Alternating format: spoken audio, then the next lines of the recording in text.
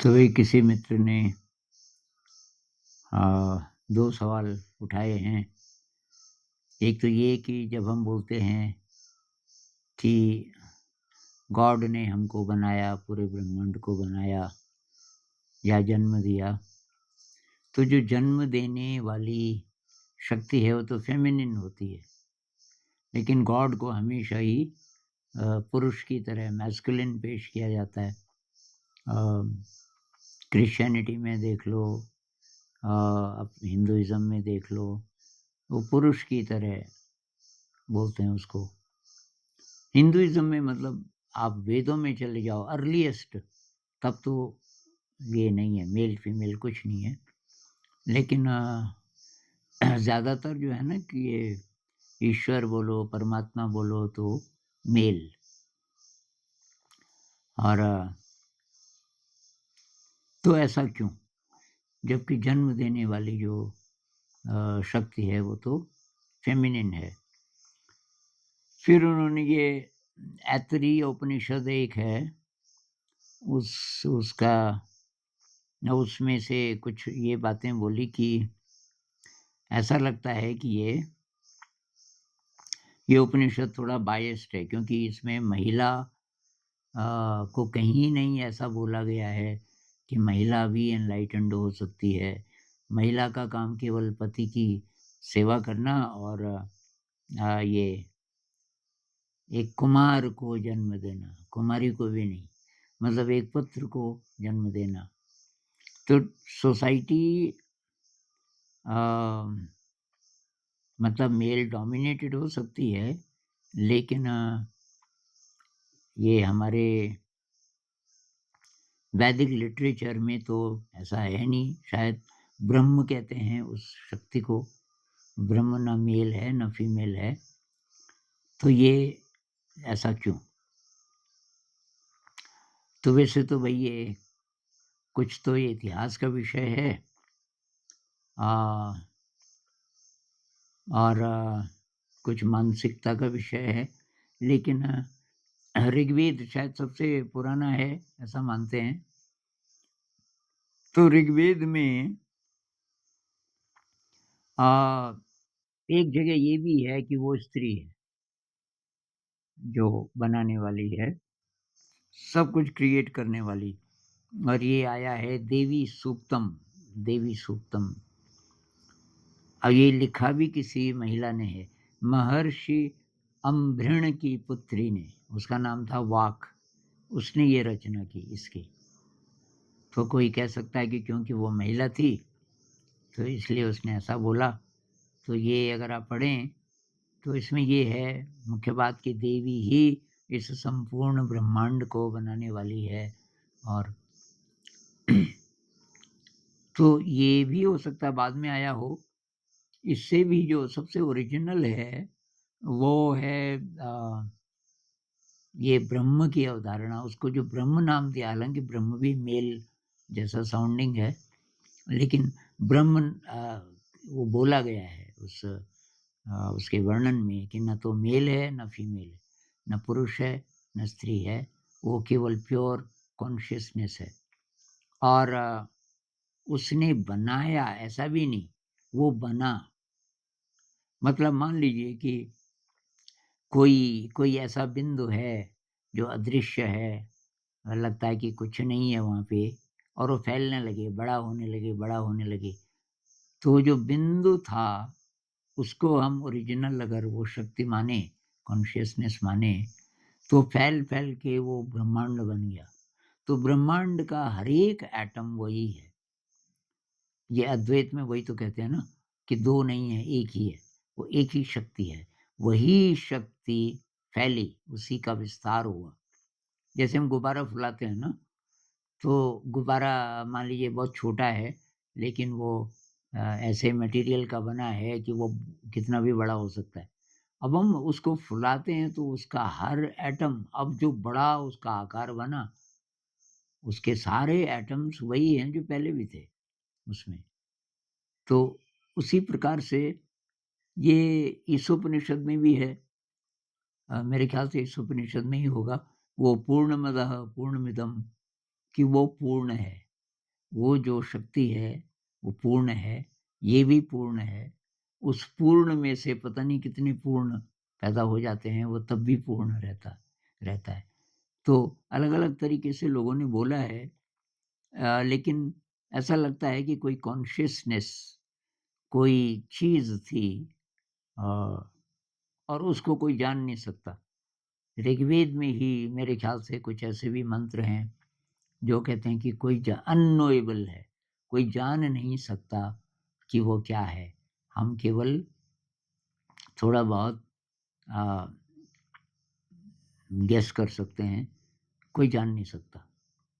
ये जो mystical experience है, इसमें मेरे ख़्याल से थोड़ा स्पर्श होता है उस स्थिति का, कि मैं ब्रह्म हूँ। ये वाली, जैसे कबीर साहब कहते हैं ना, बूँद समुद्र बन गई, बूँद समानी समुद्र में, सोकत हेरी जाए। अब बूँद आपको दिखेगी नहीं, क्योंकि वो समुद्र बन गई। बूँद मतलब हमारा ये कॉन्शियस माइंड, ये जो सवाल पूछता है, तर्क-वितर्क करता है, ढूँढना चाहता है, जिसमें से सारी फिलॉसफीज़ अंत में निकलती हैं, इसको वो अनुभव हो जाए, तो ये गायब हो जाता है।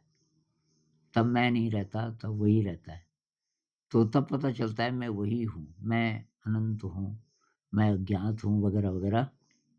अ, तो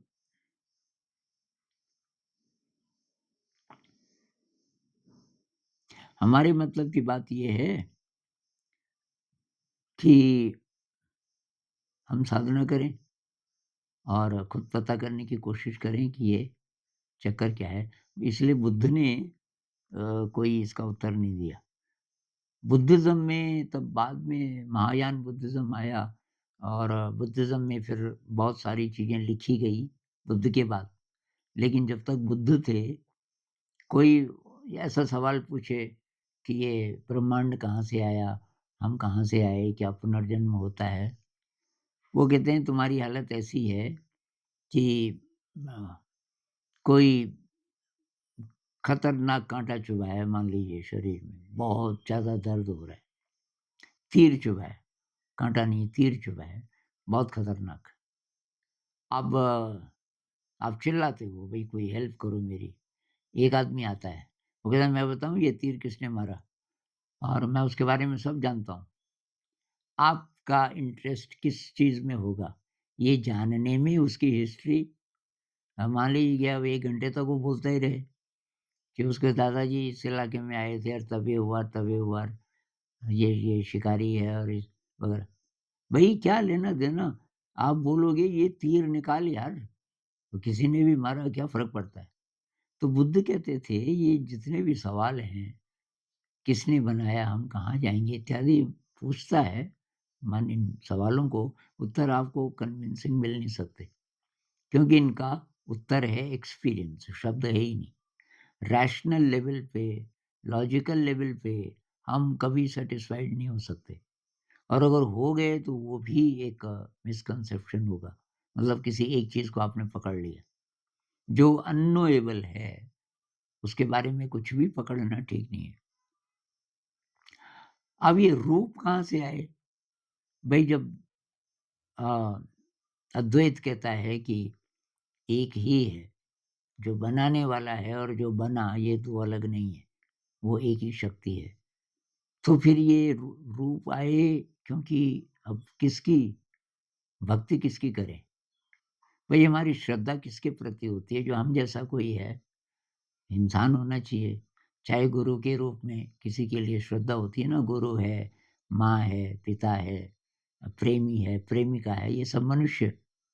तो मनुष्य जैसा ही वो भी होगा या होना चाहिए। उसको परमात्मा कहो, कुछ भी कहो। तो ये जो साकार, जो भक्ति की बात आती है, इसमें रूप चाहिए। हालाँकि वो बार-बार बोलते हैं, अ, ये शिव जी भी बोलते हैं ना वो, कि मैं अ, अजम निर्गुणम निर्विकल्पम निरीहम, ऐसा-ऐसा कुछ है। कोई गुण, कोई एट्रिब्यूट नहीं है मेरा। कुछ भी नहीं बोल सकते आप मेरे बारे में। तो ना रूप है, ना नाम है, न बिगिनिंग है, न एंड है। तो ये तो खुद ही वो बोल रहे हैं, तो रूप कहाँ से हुआ? उसी प्रकार से कृष्ण हैं, तो जब अपने बारे में बोलते हैं कि मैं कौन हूँ, तो अंत में वो एक शक्ति है कोई, उसका रूप हो नहीं सकता। तो ये जो रूप बनाए गए हैं, ये केवल हमारे मन को पकड़ने के लिए, अ, ताकि श्रद्धा पैदा हो, क्योंकि किसको किसकी पूजा करें, कि किसको आराध्य माने। बहुत लोगों को कोई आलम्बन चाहिए होता है। किसी ने मुझे पूछा कि ये जब से ध्यान शुरू किया है, मैं पहले पूजा करती थी, मन ही नहीं करता। तो ये गड़बड़ बात तो नहीं है? आपका क्या अनुभव है? मैंने कहा भई मेरे को तो अ, बहुत पहले से न तो मैं पूजा करता, न मैं अनुष्ठान करता, न कुछ नहीं करता मैं। न किसी देवता का, किसी भगवान का कोई चित्र, कोई प्रतीक कहीं नहीं है मेरे आस-पास। तो मैं तो केवल ध्यान करता हूँ भई, और मेरा ये मानना है कि एक्सपीरियंस है बस वो। आपको अनुभूति होती है, वही सत्य है। अनुभूति होगी अ, जब आपका ये जो बड़बड़ाने वाला मन है, ये ज़रा चुप होने लगेगा। जब आपको ये आभास होने लगे कि मेरे अंदर कोई बड़ी शक्ति है, और जितना-जितना आप पता लगाने की कोशिश करते हो, वो बढ़ती जाती है। उसकी संभावना, अ, उसकी अ, उसकी फीलिंग बढ़ती जाती है। तो वो जो एक्सपीरियंस है आपका, बस वो रिलायबल है। लेकिन ज़रूरत पड़ती है लोगों को, नाम की ज़रूरत पड़ती है, रूप की ज़रूरत पड़ती है। तो कोई नाम जप करते हैं, कोई कुछ और करते हैं, और तो उनको रूप चाहिए, तो वो भी वैलिड है। भई कैसे भी करके ये जो बड़बड़ाने वाला मन है हमारा, ये डरा हुआ मन है, ये कैसे इसको ज़रा शांत करें, चुप करें, एकाग्र करें, इसमें जो भी विधि काम आ जाए। लेकिन ये सब भई हमने बनाए हैं। वो जो शक्ति है, उसका न रूप हो सकता, न नाम हो सकता, न उसे किसी पूजा की ज़रूरत है। कई लोग कहते हैं देवता रूठ जाएँगे, भई वो देवता कैसा जो रूठ जाए? देवता की क्या परिभाषा है? वो रूठ कैसे सकता है? वो तो किसी का भला ही करेगा। तो कई लोग ना बोलते हैं कि देवता रूठा हुआ है जी, तो इसलिए वो उनकी पूजा करनी पड़ेगी, या शनि देवता रूठे हुए हैं। वे रूठ नहीं सकते देवता। शनि महाराज की जो लाइट है, लाइट जो सबकी प्रभावित करती है ना, जैसे सूरज का उदाहरण ले लो। सूरज की रोशनी तो सब चला रही है पूरी पृथ्वी को, हमारे जीवन को। तो सूरज की रोशनी का फ़र्क पड़ता है, ऐसे ही औरों का भी पड़ता होगा। अब सोलर सिस्टम सबसे नज़दीक है, ज्योतिष में यही तो है ना। ये आपका चंद्रमा, बृहस्पति, शनि, ये सब ये प्लैनेट्स जो हैं सोलर सिस्टम के, तो इनकी जो लाइट है, या कह लो रिफ्लेक्शन है, उसका असर ज़रूर पड़ता होगा। तो आजकल मान लीजिए कि शनि महाराज जी की रिफ्लेक्शन थोड़ा सूटेबल नहीं है मेरे लिए, ऐसा किसी ज्योतिषी ने अगर बोला, तो भई वही होना चाहिए। वो सब तो आपका कल्याण चाहते हैं। सारा ब्रह्मांड आपको इवॉल्व अ, होने के लिए कोशिश कर रहा है। तो वो जो शनि महाराज जी की रोशनी से कष्ट हो रहा है, वही चाहिए अब आपको आगे बढ़ने के लिए। और राहु हो, केतु हो, शनि हो, सब देवता हैं। कष्ट क्योंकि अ, उसी से हम आगे बढ़ेंगे। जैसे हाई जंप करते हैं ना, कि भाई आप 3 फुट तो जंप कर लेता है तो बस, और कोशिश कर। तो शनि महाराज कहते हैं भई ऊपर उठाओ इस रस्सी को थोड़ा। 2 लोगों ने रस्सी पकड़ी हुई है, हाँ, 3.5 फीट पे कर कोशिश। अब आप बार गिर रहे हो, चोट लग रही है, लेकिन तभी तो सीखोगे ना जब कोशिश करोगे। तो ये जो कष्ट जिसको कहते हैं, इसको एक्सेप्ट करना चाहिए, ये किसी अच्छे के लिए आया। बुद्धिज़्म के अनुसार अगर आप ये मानो कि हमने कुछ अकुशल कर्म किए होंगे और इसलिए ये कष्ट आया, तो भी ठीक है।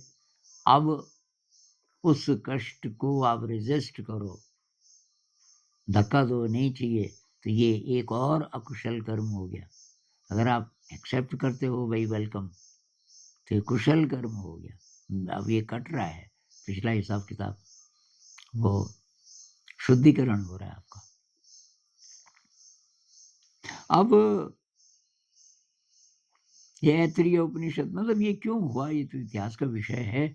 मेरे ख्याल से किसी स्टेज पे ये जो फीमेल जो प्रेजेंस है वो ज़्यादा डोमिनेंट हो गई होगी। तो फिर जो अ, संघर्ष चला होगा, या हो सकता है बाहरी आक्रमण हो गए हों। अब आक्रमण जब होते हैं तो उसमें लड़ाई में पुरुष ही जाते थे आगे। तो फिर धीरे-धीरे किसी न किसी कारण से समाज में पुरुष की प्रधानता हुई होगी कि भाई पुरुष है तो अच्छा है। अभी भी बोलते हैं ना, पुत्रवती भव, आशीर्वाद देते हैं किसी लड़की को जैसे शादी के बाद या कभी भी, पुत्रवती भव, पुत्रीवती भव, ऐसा नहीं बोलते। पुत्रवती वो चला ही आ रहा है अभी तक भी। पति परमेश्वर, पत्नी परमेश्वरी, ये मैंने सुना नहीं।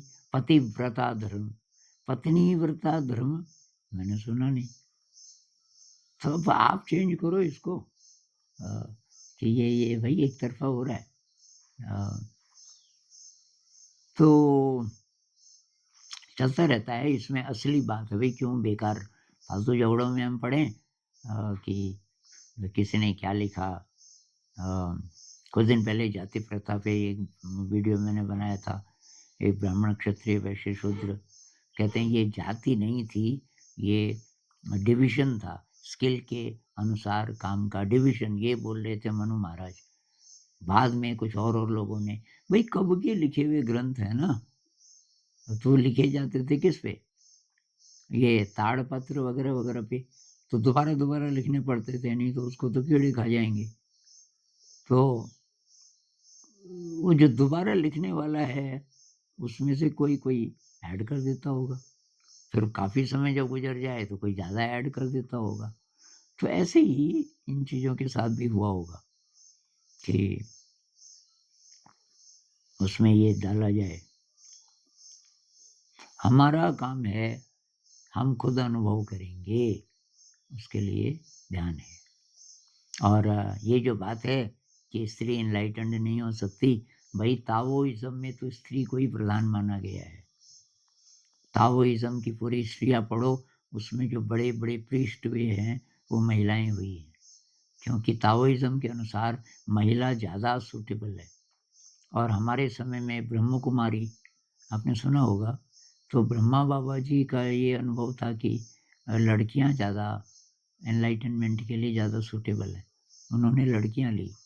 तो ब्रह्म कुमारी अभी भी इतना बड़ा ऑर्गेनाइजेशन है। तो आ, ये भी मेल डोमिनेशन का आ, एक उदाहरण है। अगर कहीं ऐसा लिखा है कि स्त्री नहीं हो सकती इनलाइटेंड, एक्चुअली स्त्री की ज़्यादा सूटेबल है ताओइज़्म के अनुसार भी और कुछ और लोगों के अनुसार भी। नमस्कार।